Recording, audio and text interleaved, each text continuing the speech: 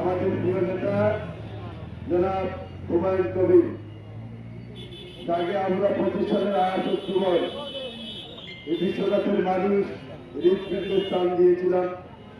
আমাদের নেতা হিসাবে আমরা হাজারো হাজারো মানুষ বরণ করেছিলাম এবং আমার ভাই মরহুম সৈয়দ আহমদ চৌধুরী, তার একটাই কথা ছিল যে আমি হুমায়ুন কবির ভাই, আমি আপনার গাড়িতে ফ্ল্যাগ দেখতে চাই।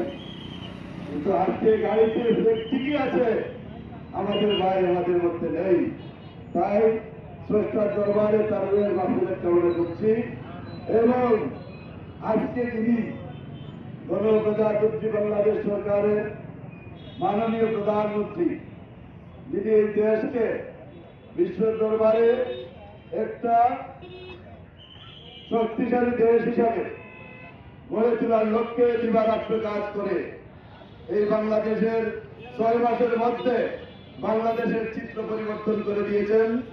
আমি আমার বিশ্বনাথ উসমানীনগর তথা সিলেটবাসীর পক্ষ থেকে আমাদের প্রিয় নেতা, আমাদের অভিভাবক, এই দেশের অভিভাবক জনাব তারেক রহমান সাহেবকে অভিনন্দন জানাই, ধন্যবাদ জানাই।